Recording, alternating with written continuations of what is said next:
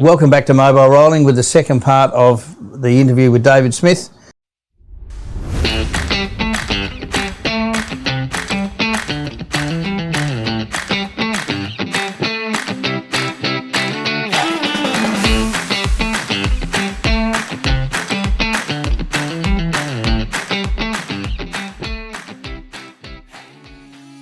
Here at Valley Horse Transport, our high level of knowledge and experience within the equine industry ensures that your most important and most loved assets are professionally transported with the utmost safety and welfare.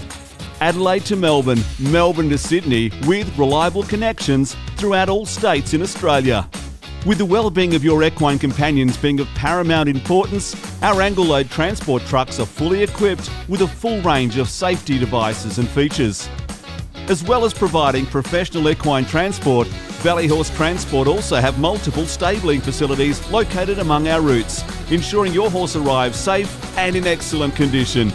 When the best is only good enough, ring us at Valley Horse Transport on 0499 449 151. We left off with Toy Master basically starting you off as giving you a bit of a kick along with your training career when he was such a good juvenile horse.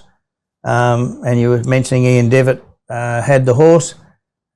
What did he do with you? Because obviously you're out here at the new, were you out here at the new stables at that stage? Yes. So then you said that basically that give a bit of an interest for people to give you some horses. So how did it flow from there, and what sort of horses did you have for the next 5-10 years from there on in? Yeah, basically we mucked around with young horses and had reasonable success. We had a few horses for Rex Vanstone. He helped us along a little bit. We did lease one out of the yearling sales that didn't sell. Out of the yearling sales that was a moderate performer for us, I suppose, but we won. What was that one? Her name was Astral Star. Mm-hmm. Not sure how many she ended up winning, but I think she ran a lot of placings and stuff. But yeah, around that time after Toy Master, we had a horse called Trapper that was quite handy. We were very lucky with a little horse called Call Me Aussie come along. We didn't break him in or anything. He came out of the Adelaide Dealing Sales as well. What sort of years are we talking there? 80s, 90s? Yeah, good question. Were they that was when I can remember the times when they had 130 odd horses at the Adelaide Yearling Sales at the showgrounds and that. Well, I'm not sure which sales he come out of, whether it was showgrounds or where it was, because I didn't have anything to do with buying him or anything. They just gave him to you. Were you breaking him at that stage? Because you break a lot of horses. I didn't break him in or nothing. Who used to break your horses in before you? Mrs. Olsen down at Angle Vale broke him in, that horse, and the owner trained him for the first 12 months. And then we were lucky to get him. That's what I was saying before, in that he started he had no one to work with, so he said, can I bring him down to your place and work him with another horse? And so he started working with a trotter, and the trotter was too good for him at the time, but after about 4 runs, I said to him, you're getting too good for me now. You better sit on the outside. Well, he sat on the outside, and the little horse ran out the gate and tipped him out and broke his collarbone. So we ended up taking over his training. Otherwise, we probably never would have, And I think it was only about 3 or 4 weeks later that he was in the sale race, heat of the sales, and he won. Only went 2-6, but he won the race. And got the money. So that's all that counts. That's all that counts. So in the end, 21 races we won with him. Really? So, is he by Ambro Aussie, that horse, or not? Yeah, he's by Ambro Aussie. Yeah. So you had horses. Did you have one of the Lindsay Head breed, Mayfield something? Do you have one of those? Mayfield Memory we leased off. Was that a mare? Yeah, she was a mare, and we ended up taking over it when she retired. Owners gave her to us, and we bred a couple of foals from her, and one was Loves a Drink that won 7, but was only very moderate. So yeah, she never really bred on that well, and then she had to be she died having a foal 1 year, so we lost a foal and her, and etc. But otherwise, we'd done. She was a very good little race mare herself. You know, So you've had a lot of success. Training, but especially driving trotters. They're very calm and cool. So, what's some of the better trotters because we had an influx there, 30 years ago, where we had some of the really outstanding trotters, and then your Black Teds and your Grimels and all those.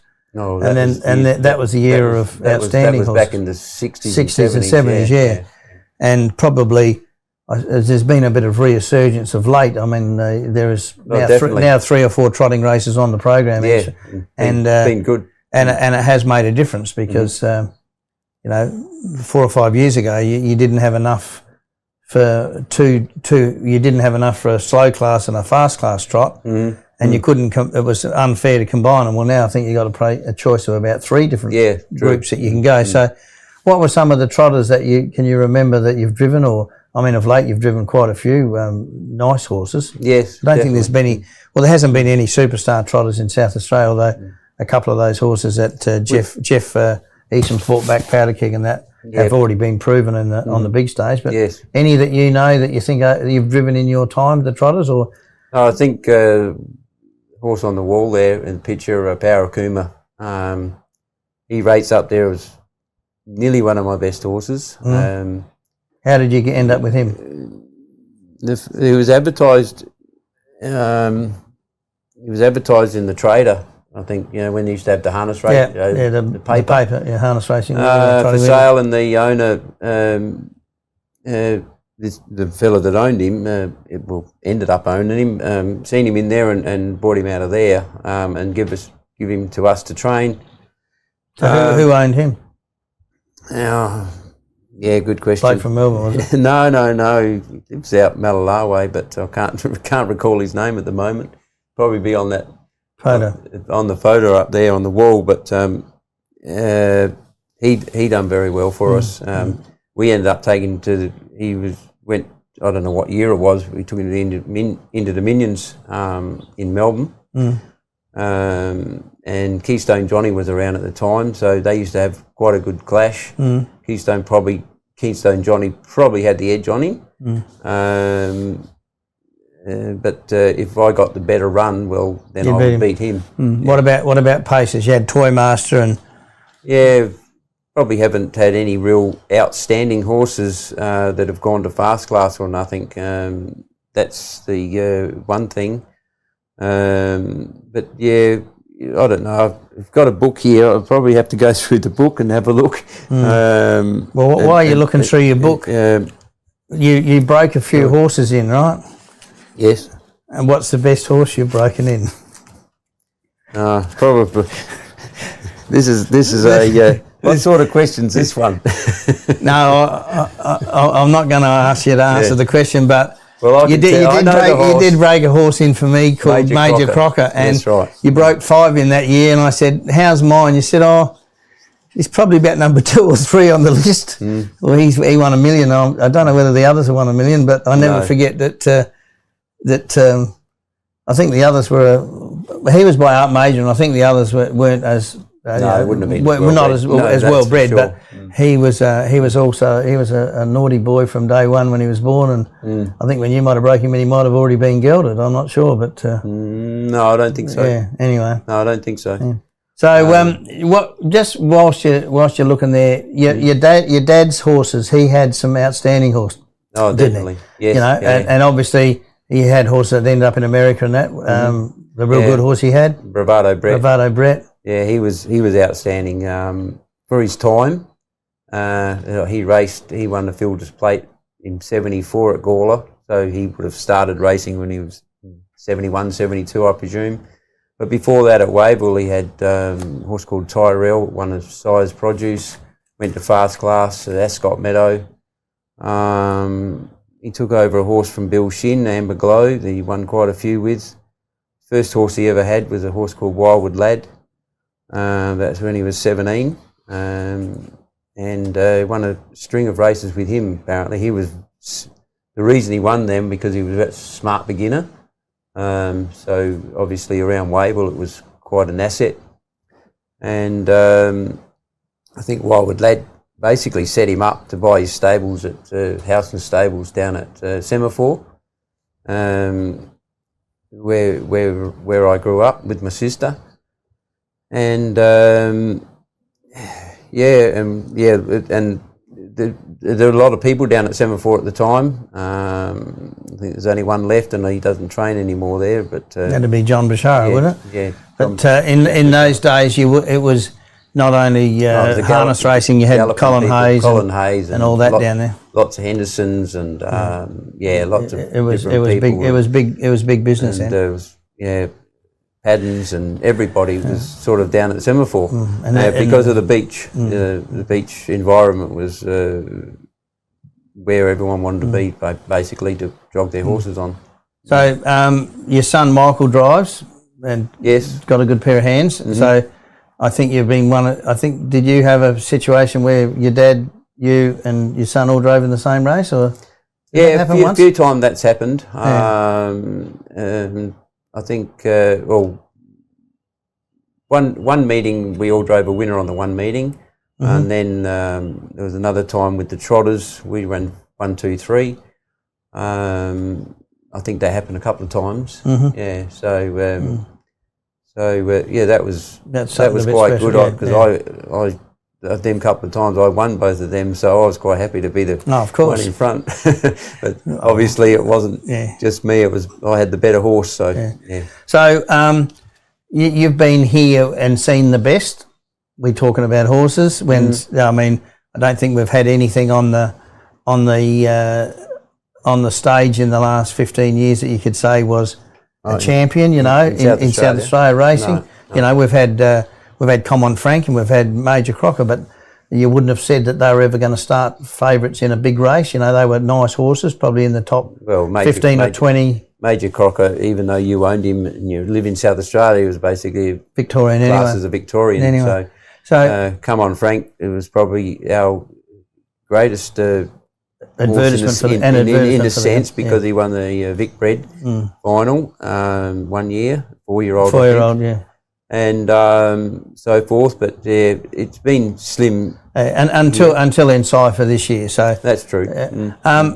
You've trained and driven against the best. Who do you say there's horsemen and there's horsemen, right? So who would you say would be the top few blokes as far as trainers are concerned that you could say, well, this bloke can train. We're up against the best in the time that you've been here, either when you were with your dad or now when you're on your own, sort of thing. Yeah, interesting question. I think if you go back in time a little bit, and I was only very young, but just for the amount of horses that he only had, Bill Shin would be right up there pretty high, because he would only have half a dozen horses at a time, I think. Les Kelser was quite well known as a top king of young horse person. You put me on the spot a little bit. I said, just thinking about different things in this day and age. Your leading trainers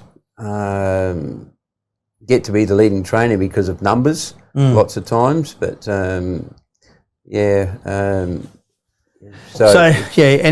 as you're saying, with Bill Shin, for argument's sake, he had a golden era with the Vanstone horses, which he had Rocket Robin and Rocket Robin, but the Globes and Barry Allchurch horses, Globe Score and Thunder Score. What about drivers? Now, most of our, you'd say, outstanding drivers aren't here anymore because they've all moved interstate. Yeah, that's true. But as I mentioned in a few interviews, I've had people say to me that they thought that Lloydie Webster was the best of the Websters, and yet others always talk about Dick, and then there's others that say that Jeff Webster was better than Lloydie. So in your time, who would you consider to be some of the best that you would say, well, this bloke he's just the best? Lloydie and Dick Webster was sort of before my era. Before they were in your dad's era, really. That's right. Yeah, and a little bit before. So I can remember driving against them because we never had concession things in them days. You just got drives. Basically, you just never got a 10-metre lift or 5 points off or anything like they do these days. So it was you just got thrown in the deep end. But I would have to probably go with Jeffrey Webster as being quite outstanding here in SA in his prime.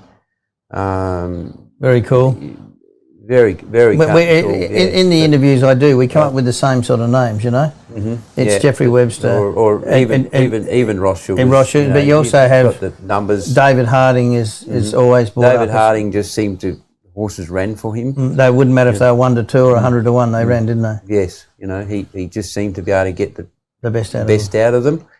But yeah, you put me on the spot. You probably should have asked me these questions beforehand so I could prepare a little bit. But it's not school. You're not getting marked. I understand. But, I'm going to leave people out that I should probably mention. That's all. But, and that's going to happen. I mean, there's some in all the years, Les Kelser's been he was the doyen of young horses. You don't hear his name very often, but when you seen Les Kelser when he was training for Peter Minervini and all those, some of those horses he had, you knew that they were going to win, and they did win.